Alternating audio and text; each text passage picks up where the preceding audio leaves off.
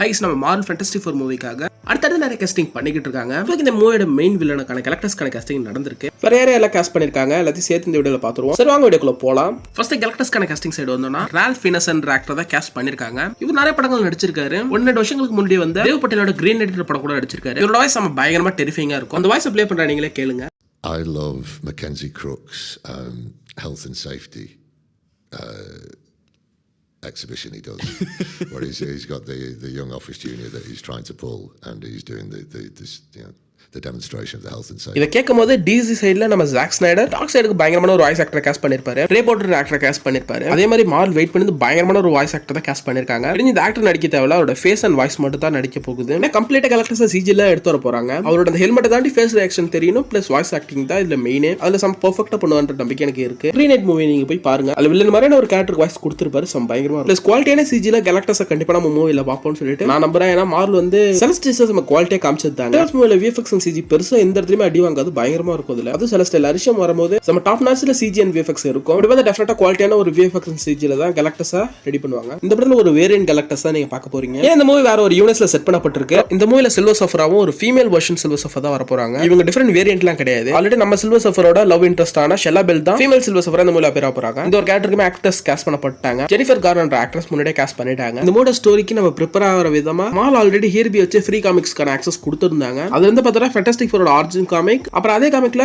Issue 48 to 50 வரையும் கொடுத்திருந்தாங்க. இல்ல சில்வர் சஃபர் கேரக்டர்ஸ்க்கான ஃபர்ஸ்ட் அப்பியரன்ஸ் இருந்திருக்கும். ரைட்டிங் இந்த படத்துல தரமா இருந்தா உண்மையா நல்லா இருக்கும். ஏன்னா கேரக்டர்ஸ் மாதிரி ஒரு பெரிய கையை கொண்டாந்து வச்சுக்கிட்டு கேரக்டர்ஸ் ஒரு படத்துல போட்டு தள்ளிடக்கூடாது. ஏன்னா மார்ல அந்த வேலைலாம் பண்ணுவாங்க, அந்த எல்லா வேலைலாம் இந்த படத்துல ஒரு படத்துல ஒரு வேரியன்ட் தானே போட்டு தள்ளிடலாம் பண்ணுவாங்க. ஆனா அப்படி பண்ணாம அந்த வில்லனை பயங்கரமா காமிக்கிறோம். கேரக்டர்ஸ் வச்சு ஒரு காஸ்மிக்ஸ் ஆகவே சொல்லலாம். அந்த அளவுக்கு ஒரு வெயிட்டேஜான வில்லன் அவரு. இந்த ஒரு வில்லனை எந்த ஒரு விதத்திலயும் அசிங்கப்படுத்திட கூடாது, சொதப்பிட கூடாது. மார்வல் மேல திருப்பி நம்பிக்கை வந்திருக்கு. ரைட்டிங் வைஸ் திருப்பி சரியாகி வராங்க. எக்ஸ்மேன் 97 பாத்தீங்கன்னா ரைட்டிங் வைஸ் நம்ம பெஸ்டா போயிட்டு இருக்கு. இப்போ லோக்கி சீசன் 2 இந்த மாதிரி ஒரு தரமான ரைட்டிங் தான் நம்ம எதிர்பார்க்கிறோம். இந்த மாதிரி ஒரு தரமான ரைட்டிங் அந்த படத்துல நல்லா கொடுத்தா நல்லா இருக்கும். ஏன் பெஸ்டா இந்த படம் கொடுக்கும் நான் சொல்றேன். ஏன்னா டிசில ஜஸ்டிஸ் சக்கப்போடு போட்டு இருந்த சமயத்துல சாண்டியன் சைல மார்வல் உருவாக்கின ஃபர்ஸ்ட் சூப்பர் ஹீரோ டீம் இந்த ஃபேண்டஸ்டிக் 4 அவங்களுக்கு இப்போ எம்சில மூவி கொடுக்கல, கொடுத்தா அது தரமா இருக்கணும். இப்போதைக்கு கேரக்டர்ஸோட காஸ்டிங் முடிச்சிட்டு அப்படியே அடுத்த சைடு வந்தோம்னா ஜான் மால்கோ வச்சு இந்த ஃபேமஸ் ஆக்டருமே காஸ்ட் பண்ணிருக்காங்க. ஆனா இவரோட ரோல் ஸ்டில் இன்னும் சொல்லாம மிஸ்டீரியஸா தான் இருக்கு. படம் ரிலீஸ் ஆகிற ரிவீல் பண்ண மாட்டாங்கன்னு நினைக்கிறேன். ஆனா அதுக்கு முன்னாடி ரூமர் வச்சு நம்ம கன்ஃபார்ம் பண்ணா உண்டு இவரோட கேரக்டர். அடுத்த ரொம்ப நாளைக்கு முன்னாடி பால் வால்டர்ன்ற ஒரு ஆக்டருமே காஸ்ட் பண்ணிருக்காங்க. இவரோட ரோலுமே பெருசா ரிவீல் பண்ணப்படல, ஸ்டில் இன்னும் அன்னோனா தான் இருக்கு. இவர் சுத்தி இருக்க ரூமர்ஸ் என்னவா இருக்குன்னா ஒரு வேலை இவர் ஹியர்பிக் வாய்ஸ் கொடுக்கலாம், இல்ல மோல் மேன்ற ஒரு கேரக்டர் இவர் ப்ளே பண்ணலாம். மோல் மேனா ப்ளே பண்ணாருன்னா கண்டிப்பா பர்ஃபெக்ட்டான ஒரு காஸ்டிங்கா இருக்கும். மோல் மேன்ற ஒரு சூப்பர் வில்லன் கேரக்டர் தான் அவரு. ஃபேண்டஸ்டிக் ஃபோர் ஃபேஸ் பண்ண ஃபர்ஸ்ட் வில்லன் அவரு. அவர் மாரோட ஹாலோ எடுத்தானா சப்டேனியான்ற ஒரு இடத்த ரூல் பண்ணுவாரு. மால் சென்டிமெண்டா ஒரு சின்ன ஒரு 5 செகண்ட்ஸ்க்கு யூஸ் பண்ணலாம் இவர் இந்த மூவில. ஏன்னா எம்சியூல first time fantastic four introduce பண்றாங்க. இதுல ஒரு விஷயம் காமிக்க கியூட்டா ஃபேண்டஸ்டிக் ஃபோர் ஃபேஸ் பண்ண ஃபர்ஸ்ட் வில்லனான